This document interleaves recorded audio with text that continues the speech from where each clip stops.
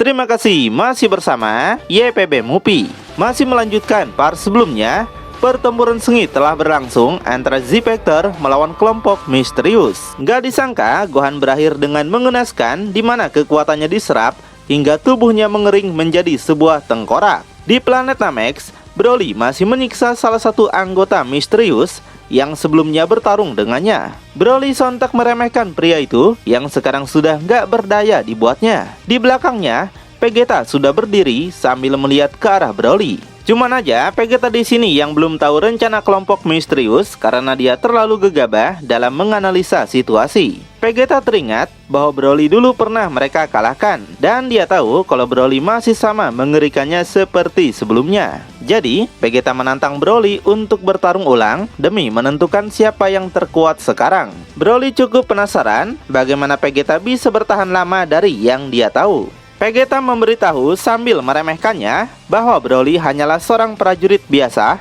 sementara Vegeta adalah pangeran dari semua Saiyan. Tertantang mendengar itu, Broly akan bersiap untuk menjadikan Vegeta sebagai sampah nggak berguna. Broly langsung mencharge aura Ki-nya dan akan melakukan pertarungan. Vegeta yang gak mau kalah juga segera menaikkan kekuatannya, tapi masih dalam tahap Super Saiyan Gondrong. Broly lanjut menaikkan juga kekuatannya, dan setelah itu keduanya memulai pertarungan sengit. Sementara itu, cerita pindah ke tempat yang lain, di mana Z-Factor dipindahkan ke tempat yang berbeda-beda. Uub melakukan pertarungan sengit dengan musuh ini. Dia kagum dengan taktik mereka yang memencarkan Z-Factor ke tempat yang berbeda. Tapi Uub nggak mau kalah di sini. Dia melakukan serangan bertubi-tubi demi mengalahkan musuh itu.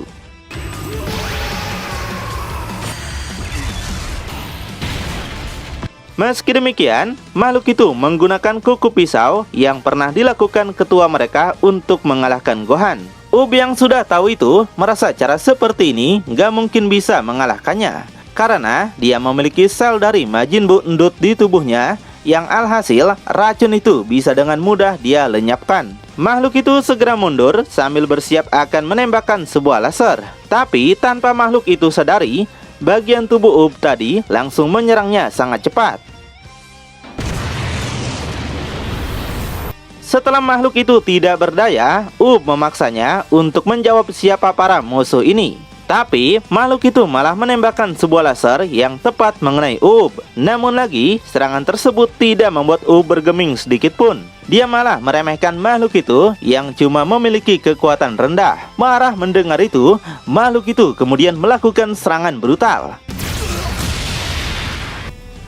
Seperti yang kita duga, Uub dapat meregenerasi tubuhnya lagi hingga pulih sepenuhnya. Makhluk itu penasaran bagaimana Uub bisa beregenerasi seperti layaknya orang Namek. Uub menjelaskan kondisi tubuhnya sangat berbeda dengan orang Namek, apalagi manusia biasa. Semua itu berkat bundut dan latihannya selama ini. Kemudian cerita kembali flashback di mana Uub telah melakukan latihan keras sejak Goku masih ada di dunia ini. Goku memuji Uub yang telah berkembang pesat sejak terakhir kali mereka memulai pelatihan ini. Tapi Uub menyadari kalau Goku masih belum menggunakan seluruh kekuatan dalam melawannya. Sedangkan Uub telah memberikan seluruh kekuatan yang dia punya, tapi hasilnya belum maksimal. Goku memberitahu itu karena Uub cuma bertarung seperti yang Goku lakukan. Karena itu Goku meminta Uub untuk menjadi dirinya sendiri, jangan pernah mencoba menjadi Goku. Goku mengingatkan Uub memiliki kekuatan lain dalam dirinya. Hanya saja Goku tidak dapat mempercayainya. Uub dia katakan adalah reinkarnasi dari iblis Majin Buu, dan alasan Goku melatih Uub yaitu untuk mengandalkan bantuannya menguasai kekuatannya sendiri. Goku telah melewati berbagai rintangan sepanjang hidupnya, dan Goku yakin kalau Uub pasti bisa melakukan hal yang sama sepertinya. Maka dari itu Goku berpesan supaya Uub menjadi dirinya sendiri dan bekerja sama dengan masa lalunya sebagai iblis Majin Buu yang kali ini untuk menumpas kejahatan. Setelah mengingat semua itu, kemarahan sesungguhnya dari Uub akhirnya muncul. Dia meledakkan kekuatannya sangat besar hingga bersinar di planet Namek.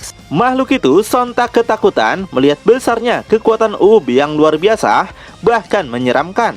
Dia sampai kehilangan semangat bertarungnya dan akhirnya memilih untuk pasrah dibunuh oleh Uub. Melihat itu, Uub tidak jadi untuk membunuhnya. Dia menurunkan kembali semua kekuatan iblisnya. Makhluk itu berkata, jika Up ingin dia membocorkan rencana mereka, dia tegaskan kalau itu adalah rencana yang sangat rahasia. Ketuanya pernah mengingatkan jika anggota mereka ditangkap atau dikalahkan musuh, jangan pernah membocorkan rencana mereka. Jadi, makhluk itu segera menggunakan kuku pisau dan langsung menyayat tubuhnya sendiri. Dia ingin membunuh dirinya sendiri supaya informasi mengenai kelompok misterius tidak diketahui oleh siapapun. Melihat itu, Up sontak tidak menyangka. Jadi, dia segera menghentikan makhluk itu dengan mencekik lehernya sangat keras. Makhluk itu mewanti-wanti Up bahwa akan ada kejahatan besar yang datang dan semuanya pasti akan dimusnahkan. Up sontak terkejut mendengar itu. Dia penasaran siapa sebenarnya mereka. Tapi, makhluk itu malah mengarahkan tangannya di kepalanya, lalu bunuh diri dengan sangat mengenaskan.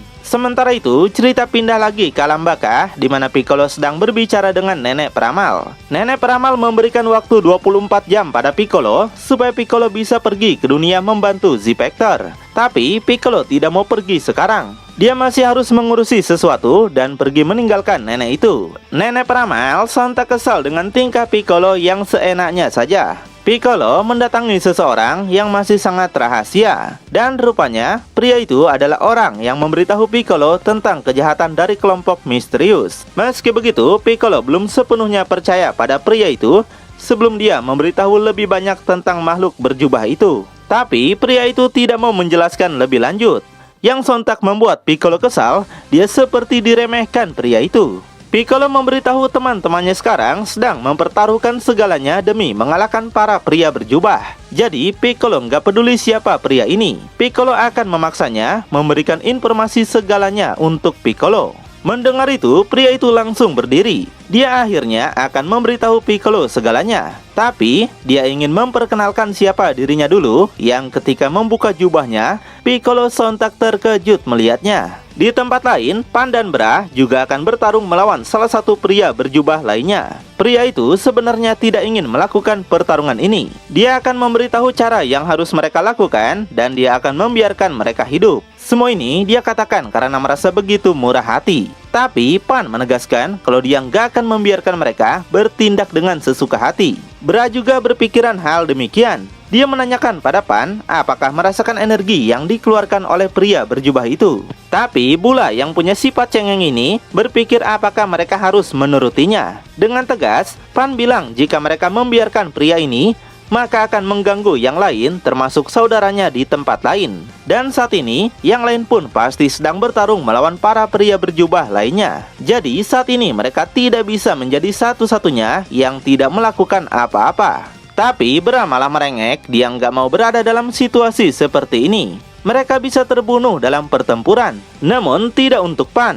Pan segera membuka jaketnya. Dia akan tetap bertarung apapun yang terjadi. Sebagai cucu Goku, Pan nampaknya lebih superior dibandingkan Bra, bukan? Pan segera ngeden super keras, yang kemudian dia membangkitkan perubahan super saiyannya. Kemudian, Bra yang gak punya pilihan lain, akhirnya menggunakan sebuah cincin teknologi yang dapat merubah tubuhnya menjadi super saiyan buatan. Wah, jadi super saiyan dengan gaya baru ya. Melihat itu, pria berjubah menerima tantangan mereka. Dia sudah memperingati mereka dan akan membunuh mereka tanpa ada rasa ragu sedikit pun. Di tempat lainnya, Trunks mengajak Goten untuk menunjukkan hasil latihan mereka selama ini, yang langsung disambut baik oleh Goten. Saat ini, mereka harus menghadapi dua pria berjubah, yang masing-masing dari mereka tentu memiliki kekuatan yang hebat. Trunks dan Goten kemudian langsung menggunakan teknik keandalan mereka, yaitu Fusion. Mereka berubah menjadi Gotenks yang cukup mengagetkan dua pria berjubah di sana. Tapi tanpa diduga, dua pria berjubah itu juga bisa menggunakan teknik penggabungan. Mereka menyatu dan berubah menjadi sosok makhluk yang baru. Hal ini sontak membuat Gotenks nampak melongo melihatnya. Dia mengakui kalau teknik penggabungan dua pria itu jauh lebih keren dibanding punya Gotenks. Tapi tiba-tiba sebuah serangan melesat sangat cepat yang melukai mata Gotenks sampai berdarah. Di situ mata Gotenks sampai buta dibuatnya. Dan akhirnya ditunjukkanlah bentuk baru dari makhluk itu yang sangat berbeda dengan orang Namex. Mungkin saja kelompok misterius tidak sepenuhnya warga Namex ya. Gotenks merasakan dia nggak mungkin berhasil mengalahkannya. Jadi dia membutuhkan banyak kekuatan lebih besar yang dengan segera Gotenks berubah ke dalam bentuk Super Saiyan Gondrong. Keduanya langsung melakukan pertarungan sengit.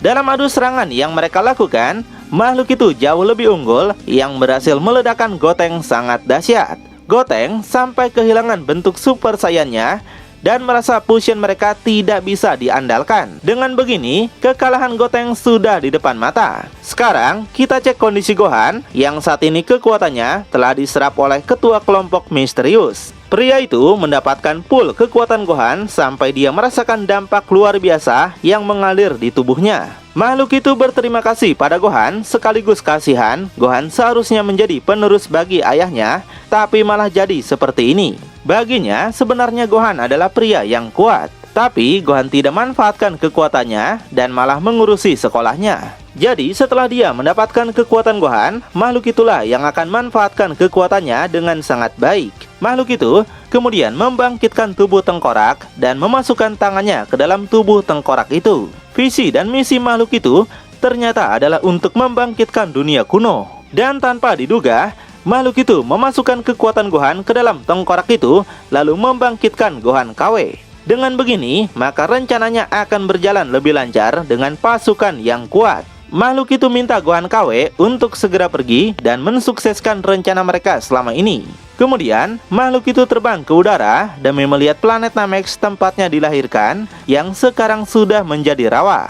Dulunya, dia tahu planet Namek merupakan pusat alam semesta yang memiliki keunggulan dari setiap planet lain. Dia mengutuk para tetua warga Namek yang menjerumuskan dunia ini ke dalam keadaan yang biasa-biasa saja, yang hanya mencapai kepuasan dengan minum air dan juga meditasi. Tetua Namek baginya tidak memiliki ambisi untuk mengembangkan Namek hingga mengeluarkan potensi maksimalnya. Karena itulah, makhluk itu bertekad untuk mengubah apa yang tidak bisa diubah para tetua Namek.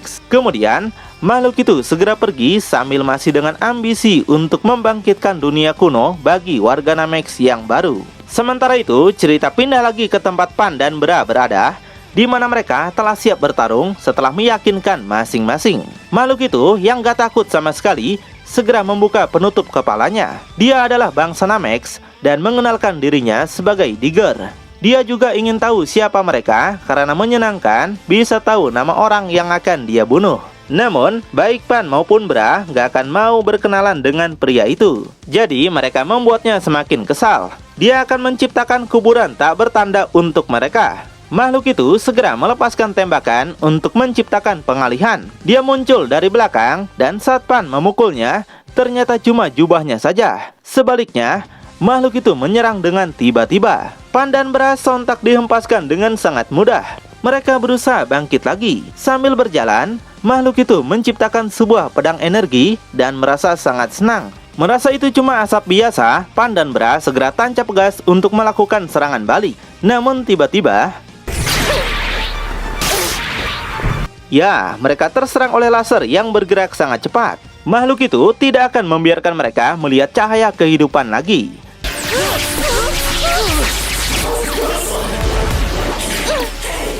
Nggak tahan dengan penyiksaan ini, Pan dan Bra kembali ngeden super keras. Mereka berusaha menghapus semua asap itu, namun usaha mereka tidak berhasil. Makhluk itu mengingatkan kalau itu cuma akan membuat mereka memboroskan energi saja. Pan yang gak bisa melakukan apapun lagi akhirnya terjatuh dengan rasa yang sangat pasrah. Dia frustasi kenapa mereka bisa dikalahkan seperti ini. Melihat itu membuat Bra mendapatkan tekad untuk mengeluarkan mereka dari asap ini.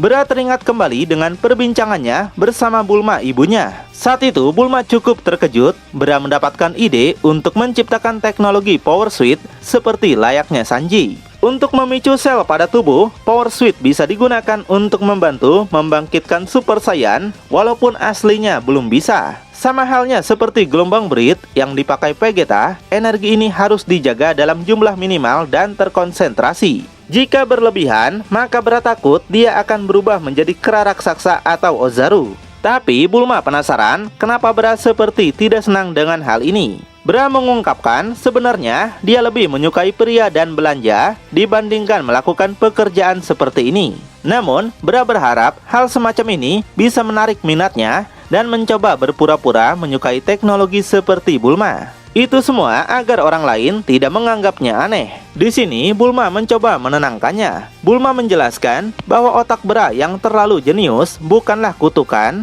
melainkan sebuah berkah yang luar biasa. Tapi sebenarnya Bra nggak ingin seperti ini. Bahkan kakaknya Trunks tidak sepintar dirinya. Bulma memberitahu kalau Trunks lebih mirip ayahnya, sedangkan Bra mewarisi kepintaran Bulma. Jadi cepat atau lambat, Bra akan mengetahui bahwa kecerdasannya adalah salah satu aset terkuatnya. Bulma minta Bra menggunakan proyek ini sebagai ekspresi dirinya untuk menggambarkan kecerdasannya. Di situ Bra akhirnya tersenyum mendengar itu. Setelah mengingat semua itu, Bra minta Pan untuk melindunginya. Bra ingin mencoba sesuatu dengan teknologi yang dia ciptakan.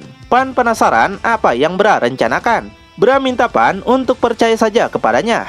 Jadi, Pan menciptakan sebuah perisai. Dia akan menahan setiap serangan yang dilancarkan makhluk itu. Sedangkan, Bra mulai memeriksa pH kabut di sekelilingnya. Dan kabut itu ternyata tidak beracun atau korosif. Namun, asapnya adalah senyawa yang tidak dia ketahui. Yang hasilnya, mereka tidak bisa melihat atau merasakan di mana makhluk itu sekarang. Bahkan, Bra tidak bisa merasakan aura Kipan yang ada di sampingnya. Kabut ini benar-benar mengganggu. Jadi, Bra menyimpulkan bahwa asap ini terbuat dari energi Digger. Itu sebabnya mereka tidak bisa merasakannya. Makhluk itu sontak memuji kepintaran Bra meskipun kekuatannya sangat menggelikan baginya. Jadi, dia penasaran apa yang bisa Bra lakukan. Dalam sejarah, makhluk itu bilang belum ada yang bisa lolos dari kabut ini hidup-hidup. Bra mulai berpikir, jika mereka melarikan diri, mereka bisa dijebak lagi. Dan serangan makhluk itu sangat tepat sasaran. Namun, yang buat Bra penasaran, apakah makhluk itu bisa melihat mereka dan merasakannya. Sedangkan, Pan yang sudah mulai kewalahan, gak bisa menahan gempuran serangan lebih lama lagi. Dan rupanya, makhluk itu menggunakan mata spesialis yang bisa melihat dalam kabut. Dia berhasil menyerang mereka. Namun, dia penasaran kenapa tidak ada jeritan seperti sebelumnya. Makhluk itu sadar kalau itu hanyalah sebuah umpan. Jadi, dia menyerang ke segala arah. Bra sontak senang melihat itu. Dengan bola energi yang banyak, membuat makhluk itu tidak bisa membedakan mereka dan bola energi. Dan melihat serangan dari atas, Bra menyadari sesuatu dan segera memberitahu Pan. Pan sontak sadar kalau di sanalah makhluk itu bersembunyi. Jadi, mereka segera gas melakukan serangan balik. Meski demikian, tidak semudah itu Perguso. Bra terkena serangan makhluk itu. Dengan berteriak, Bra minta Pan menyelesaikan makhluk itu sekarang sebelum terlambat. Sedangkan, makhluk itu berhasil mengetahui di mana Bra berada. Bra merasa ini sudah berakhir baginya. Namun, sebelum makhluk itu membunuhnya, Pan tiba-tiba muncul. Gotcha! Kabut pun menghilang dari tempat itu. Sekarang, pertarungan mereka bisa bebas tanpa ada yang menghalangi lagi. Makhluk itu penasaran kenapa ini bisa terjadi. Kemudian, Pan segera mencharge lagi aura Ki-nya. Tapi, makhluk itu meremehkan Bra yang dengan mudah dia hancurkan armornya. Jadi, Bra nggak akan mungkin bisa bertarung lagi. Namun, Bra menunjukkan sesuatu yang menarik di mana dia dapat memperbaiki armornya dengan mudah. Makhluk itu sontak menjadi kesal. Dia bertekad akan langsung membunuh keduanya. Sedangkan, Pan mengajak Bra bekerja sama seperti yang pernah mereka lakukan selama pelatihan. Not this time.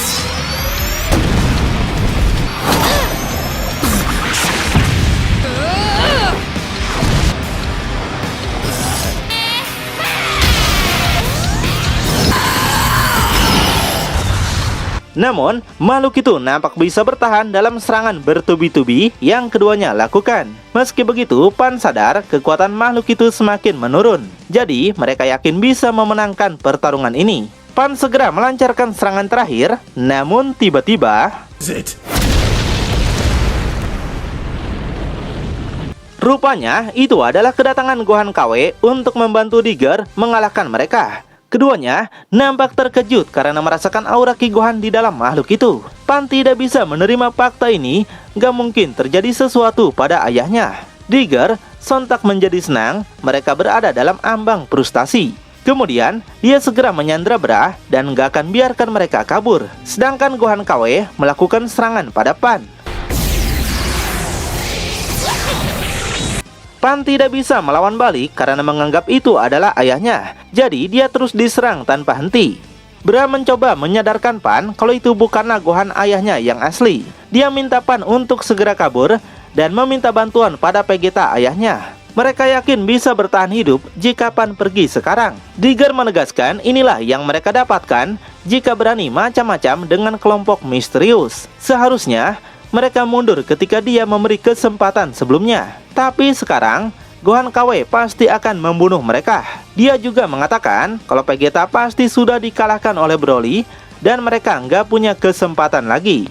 Di sini Bra sontak kesal mendengar ayahnya diremehkan seperti itu. Sementara Gohan KW menciptakan sebuah bola energi raksasa yang akan segera menghancurkan Pan berkeping-keping. Namun sebelum itu dilakukan, Piccolo muncul dan berhasil menghantam Gohan KW.